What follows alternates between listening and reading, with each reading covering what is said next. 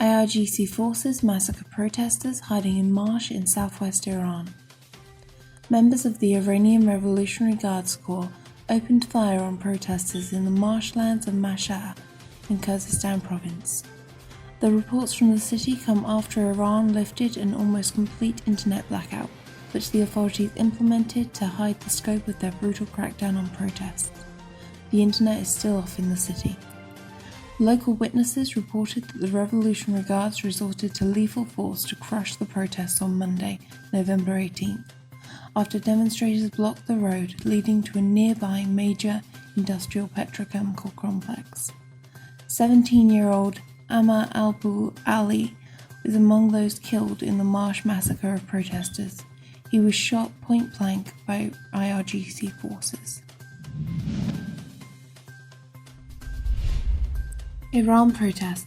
3 other female victims identified.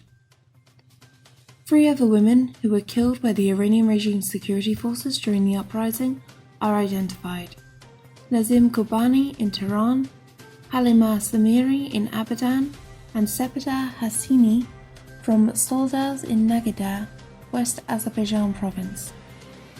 Hassini was shot dead by security forces during the protests in Tehran. She was buried in her hometown. Samiri was arrested and detained during the protests in Abadan. She was tortured to death by the regime's Revolutionary Guards, who later threw her lifeless body outside her father's residence. Number of Iran uprising martyrs surpasses 1,000. The MEK announced that the number of those killed by the Iranian regime's suppressive forces during the nationwide uprising has surpassed 1,000.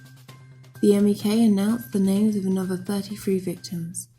This brings to 255 the number of victims identified so far. Identifying the martyrs is taking place even though the dictatorship has been utilizing all of its suppressive agencies and machinery of censorship to conceal the scope of its crimes against humanity.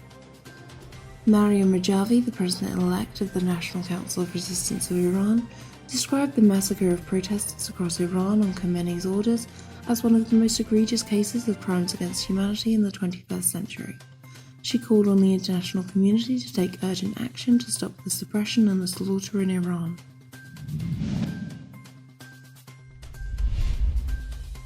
Tehran. Pictures and messages of resistance leadership on Iran uprising. On Sunday, despite the state of full alert on the part of the regime's suppressive forces, the resistance units posted large portraits carrying the messages of Maryam Rajavi, the president-elect of the National Council of Resistance of Iran, and Masoud Rajavi, the leader of the Iranian resistance, in different parts of the capital, such as streets, expressways, and parks. The banners read, "More flames on the way, uprising for freedom is ablaze," "Regime cannot stop the uprising with killings and arrests," and "Rebellious youth have made life hell for you."